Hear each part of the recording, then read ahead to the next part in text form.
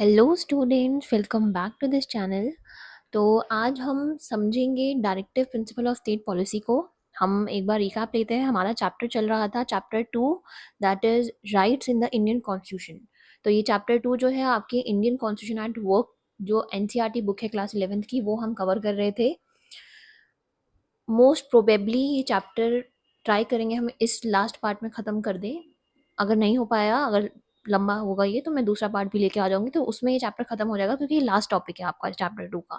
ठीक है, इसके पहले 9 पार्ट जो है अपलोड हो चुके हैं, जो कि अराउंड 10 या 15 मिनट्स के ही हैं, और आप उनको वन बाय वन देख लो। उनका लिंक भी मैंने डिस्क्रिप्शन में डाल दिया है। और ये पीपीटी जो है, जो नोट्स इसमें मैंने डाले हुए हैं फ्लो चार्ट और पॉइंट्स के फॉर्म में, जो कि बहुत ज़्यादा यूजफुल रहेंगे आपके लिए, ये मैं टेलीग्राम चैनल पे डाल दूंगी। ठीक है, टेलीग्राम चैनल का लिंक भी मैं डिस्क्रिप्शन बॉक्स में डाल दूंगी, तो आप वहां से देख लीजिएगा। और जो 9 पार्ट्स हैं वो भी, उन सबका लिंक डिस्क्रिप्शन में डाल दिया जाएगा।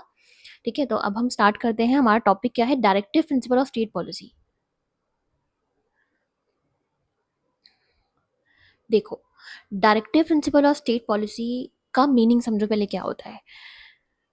देखो, ये एक टाइप के इंस्ट्रक्शंस होते हैं। ठीक है, डायरेक्टिव्स का मतलब होता है ये इंस्ट्रक्शंस है। ठीक है, ये इंस्ट्रक्शंस किसको दिए गए हैं? हमारे कॉन्स्टिट्यूशन के द्वारा। ये इंस्ट्रक्शंस हमारे कॉन्स्टिट्यूशन के द्वारा स्टेट को दिए गए हैं। स्टेट का मीनिंग यहाँ पे गवर्नमेंट है। तो ये इंस्ट्रक्शंस जो है हमारा कॉन्स्टिट्यूशन स्टेट को प्रोवाइड करता है, मतलब कि गवर्नमेंट को प्रोवाइड करता है, कि गवर्नमेंट जब भी कोई पॉलिसी, कोई स्कीम लेके आएगी लोगों के लिए, अपने सिटीजन्स के लिए, या फिर वल्नरेबल सेक्शंस के लिए, तो इन इंस्ट्रक्शंस का ध्यान रखेगी। इन प्रिंसिपल को ध्यान में रखते हुए ही वो ये पॉलिसीज और प्रोग्राम्स बनाएगी।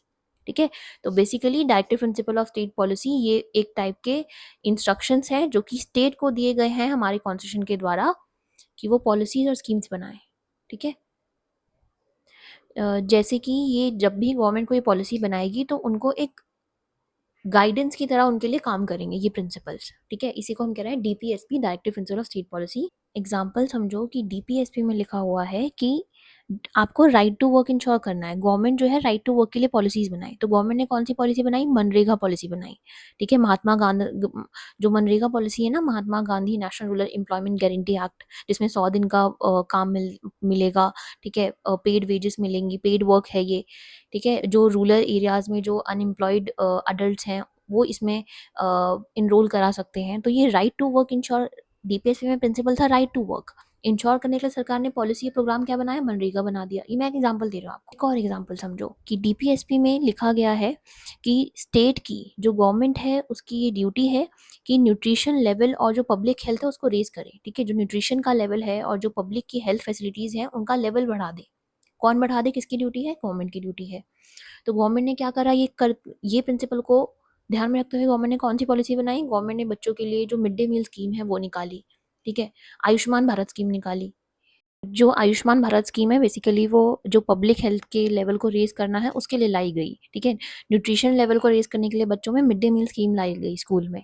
ठीक है, तो ये एग्जाम्पल है कि कैसे डीपीएसपी में हमारे कॉन्स्टिट्यूशन मेकर ने ये प्रिंसिपल डाले कि कल को जब गवर्नमेंट जो है इंडिया की, चाहे स्टेट गवर्नमेंट चाहे सेंट्रल गवर्नमेंट, जब वो पॉलिसीज और प्रोग्राम्स बनाएगी वल्नरेबल सेक्शंस के लिए या फिर ओवरऑल सब सिटीजन्स के लिए, तो इन प्रिंसिपल्स को ध्यान में रखते हुए बनाएगी।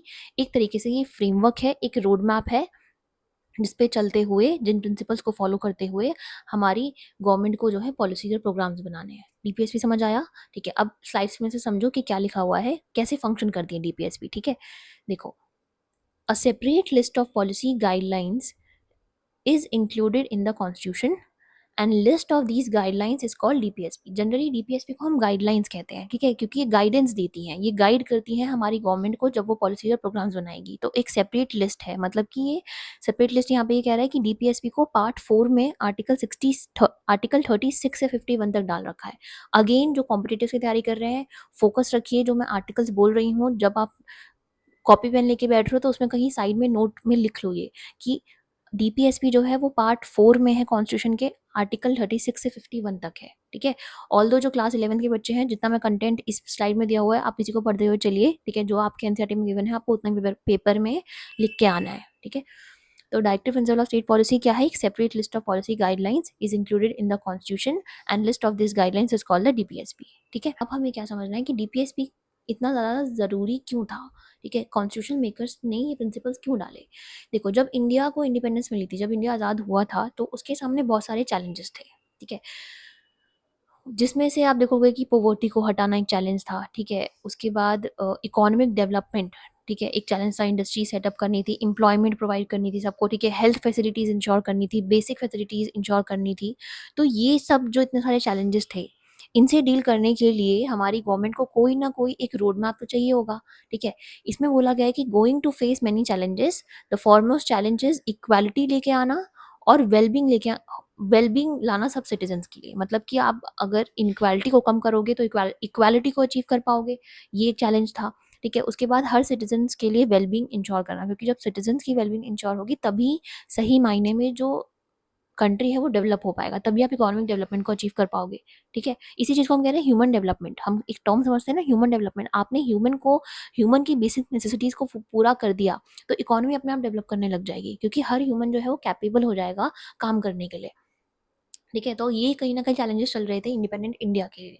तो उसके लिए क्या चाहिए था कि certain policy direction was required for handling this challenges. तो इन चैलेंजेस से डील करने के लिए कुछ पॉलिसी डायरेक्शंस चाहिए थे, ठीक है?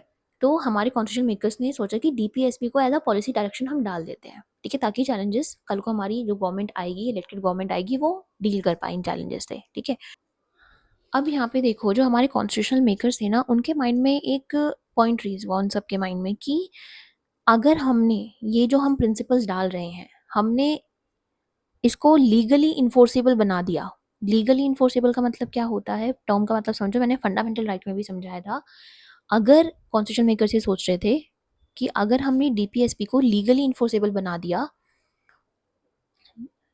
तो हर सिटीजन जो है वो कोर्ट के पास पहुंच जाएगा ये कहकर कि भाई ये जो डीपीएसपी है ना, ये लीगली इन्फोर्सेबल है, तो सरकार को इस पे पॉलिसी बनानी ही होगी, इस पर्टिकुलर टॉपिक पे पॉलिसी बनानी ही होगी, ठीक है? ये चल रहा था लोगों के माइंड पे। तो सरकार को वो बाउंड नहीं करना चाहते थे किसी प्रिंसिपल से, क्योंकि क्या होता है कि अभी तो जैसे जब इंडिपेंडेंस मिली थी तब सिचुएशन कुछ और थी, ठीक है? रिसोर्सेज इतने नहीं थे, ठीक है? तो जो हमारे कॉन्स्टिट्यूशन मेकर्स थे उनके दिमाग में आया कि जब रिसोर्सेज की लाख हो सकती है फ्यूचर में भी, तो हो सकता है कि थोड़ा-सा डिले हो जाए पॉलिसीज़ को बनाने में सरकार की। सरकार जो है क्या करती है, जैसे टैक्सेस जब कलेक्ट करती है, तो वो रिसोर्सेज़ को एलोकेट करती है, रिसोर्सेज़ को इकट्ठा करती है।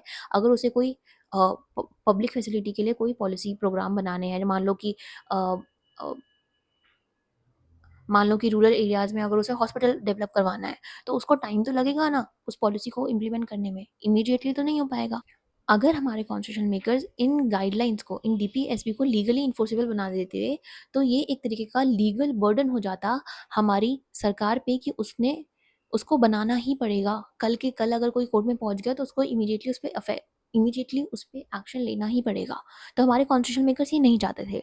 तो constitution makers did not want future government to be bound by certain policy decisions, ठीक है? तो क्या हुआ, therefore some guidelines were incorporated in the constitution but they not made legally enforceable। उनको legally enforceable नहीं करा गया, ठीक है? अब यहाँ पे आपकी बुक में भी समझाया गया है कि legally enforceable का मतलब क्या होता है। देखो, if government did not implement a particular guideline, we cannot go to the court asking the court to instruct the government to implement that policy। देखो, हमने एक चीज़ समझी थी फंडामेंटल राइट में कि फंडामेंटल राइट जो है वो लीगली इन्फोर्सेबल है, जस्टिसेबल राइट है। मतलब कि अगर हमारी फंडामेंटल राइट हमें सरकार के द्वारा डिनाई कर दी जाती है तो हम कोर्ट में जाके उसको इन्फोर्स करा सकते हैं, लेकिन डीपीएसपी के केस में ऐसा नहीं है।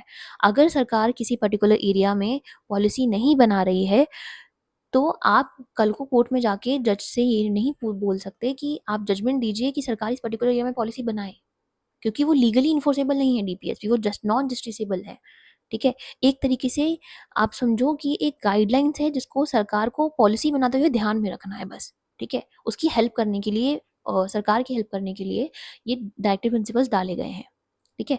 तो these are non justiciable. Non justiciable का मतलब क्या होता है? वो पार्ट कॉन्स्टिट्यूशन का that can not be enforce by the judiciary.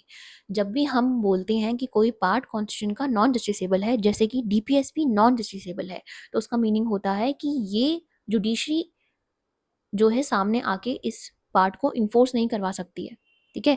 ये बेसिकली मोरल फोर्स होती हैं बिहाइंड दिस गाइडलाइंस, मतलब कि जो डीपीएसपी हैं इनके ये गाइडलाइंस है जिनके पीछे एक मोरल फोर्स काम करती है, बेसिकली इंश्योर करती है कि गवर्नमेंट जो है वो इनको सीरियसली ले। ठीक है? तो देखो रीज़न्स आप पूछोगे कि क्या रीज़न है कि इनको नॉन जस्टिसेबल बनाया गया, कल को तो फिर सरकार पॉलिसी ही नहीं बनाएगी? नहीं। देखो कई बार क्या होता है कि जब इकोनॉमी डेवलप कर रही होती है, तो बहुत स्लोली हर चीज़ों को वो कलेक्ट कर रही होती है, अपने रिसोर्सेज़ को कलेक्ट कर रही होती है, ठीक है? जैसे कि मान लो अगर कल को इकोनॉमिक रिसोर्सेज़ नहीं है सरकार के पास, ठीक है? और उसका गोल है कि उसे जो है पैसा चाहिए, ठीक है? इंफ्रा चाहिए, उसे एक हायर एजुकेशन इंस्टीट्यूशंस को सेटअप करना है। तो ये जो मनी और इंफ्रा है, इंफ्रास्ट्रक्चर जो डेवलप करना है उस एजुकेशन इंस्टीट्यूशन को सेटअप करने के लिए हो सकता है इमीडिएटली अवेलेबल ना कर पाए जो गवर्नमेंट है।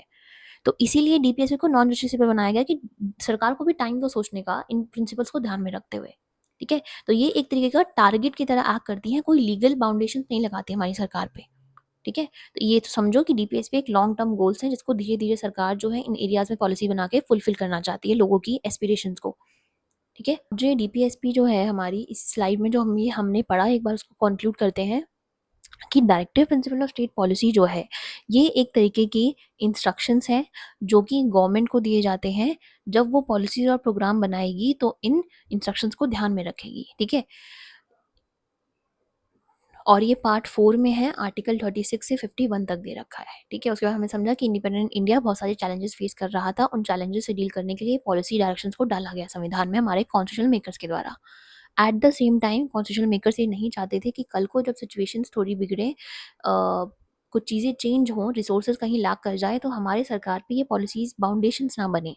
तो उन्होंने डीपीएसपी को नॉन जस्टिसेबल बनाया, ये लीगली इन्फोर्सेबल नहीं है, नॉन जस्टिसेबल प्रिंसिपल्स हैं, इनको इन्फोर्स कराने के लिए आप डायरेक्टली कोर्ट में अप्रोच नहीं कर सकते हो, ठीक है? ये एक तरीके की मोरल फोर्स हैं जो कि सरकार को बोलती हैं कि वो सीरियसली ले, जब वो पॉलिसी और प्रोग्राम्स को बनाएगा तो इन गाइडलाइंस को ध्यान में रखे, ठीक है?